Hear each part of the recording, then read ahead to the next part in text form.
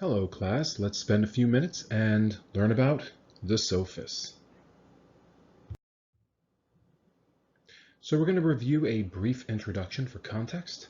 Then we're going to talk about who the Sophists were, their four central teachings, and the two schools of Sophist thought. So in the previous lecture, we learned how 6th to 5th century Athenians were obsessed with the question, what is virtue and how is it attained? And this is because young Athenian men wanted to learn how to be virtuous citizens in their prosperous city-state. So a group of itinerant teachers referred to as the Sophists or the wise offered a unique path for young Athenians striving to get ahead. So who were the Sophists? Well, according to Socio, the author of our textbook, the Sophists began as scholars who studied Asian civilizations after the defeat of the Persians, so they were rather well-traveled, worldly folks. And later, they served as paid teachers to young Athenian men who wanted to achieve virtue. And how did the Sophists train their students to be virtuous? Through the art of rhetoric or argumentation. So the Sophists trained their students to speak and argue persuasively in public so that they could win political office and win trials in civil court. So what were the basic argumentation techniques that were taught by the Sophists to their young Athenian pupils? Well, there are two basic argumentation techniques that we are going to mention, heuristics and anti-logic. So heuristics refers to argumentation tactics used to win debates, not to pursue truth. And they are used to make the worst arguments sound better. So there are a couple of modern day kind of forms of heuristics, an ad hominem argument and a straw man argument. Ad hominem basically means that you attack the reputation of your opponent instead of addressing their argument. And a straw man argument is basically where you kind of like make up the position of your opponent. It's kind of like a pretend argument that you are saying that they are standing for. And then we have anti-logic, which is argumentation used to reach a dead end or an aporia. And it follows the idea of knowing your enemy. That is, by studying the arguments of your opponents and then kind of either pointing out their virtues or their vices. So the purpose of anti-logic is basically to argue both sides of debate, either making them both sound bad or making them both sound equally as good. And this way, a judge or jury or voting populace won't really know which one to choose. So quite brilliant and effective uses of argumentation.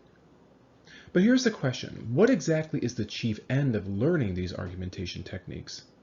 Money, power, and influence.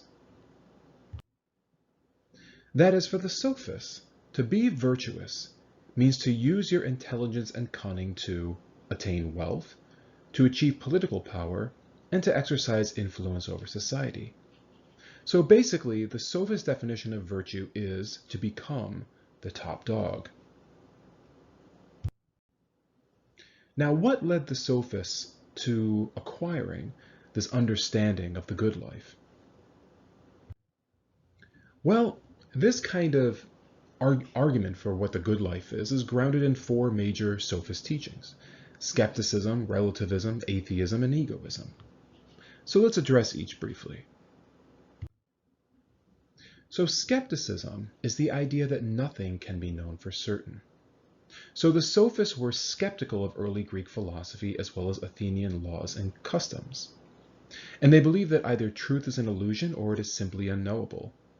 So for example, the Sophists looked back at early Greek philosophers and said, hey, here are the most brilliant men, in the classic Greek world, and they can't even figure out the nature of reality.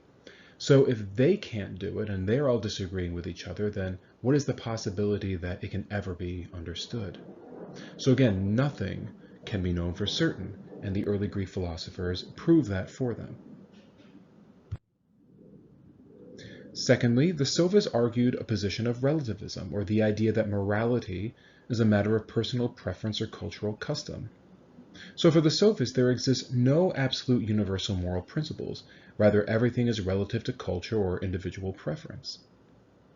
And because they were well-traveled, they knew about cultural relativism and basically stated that, hey, what's considered beautiful in the Athenian culture might not be considered beautiful in the Persian culture, or what is considered a good burial or religious customs in ancient Greece might be different from in Asia Minor.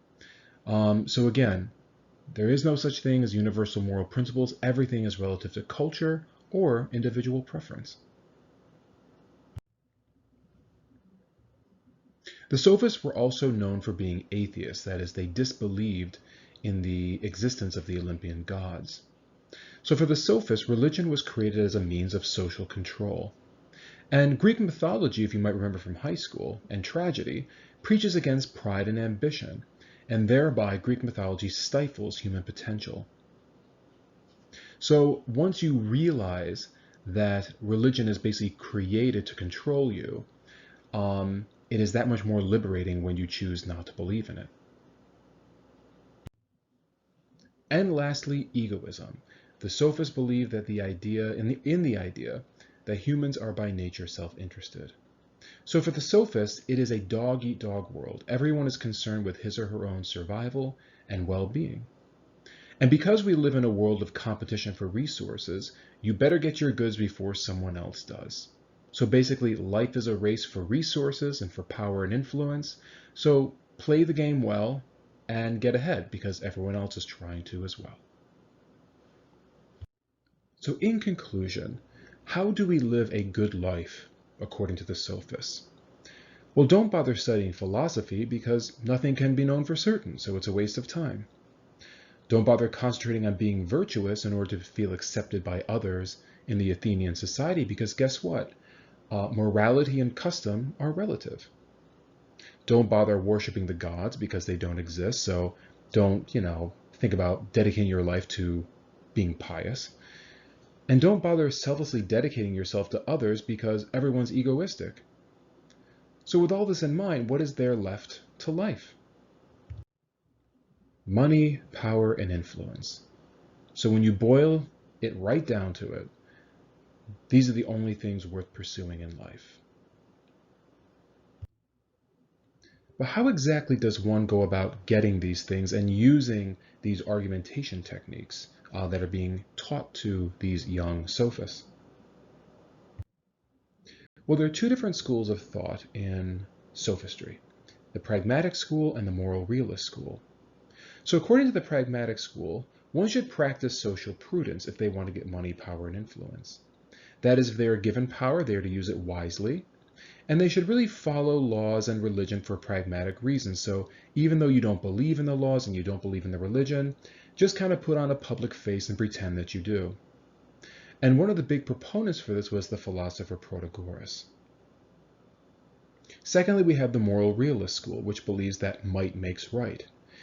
And according to the moral realist, the stronger should exploit the weaker. That is the structure of nature.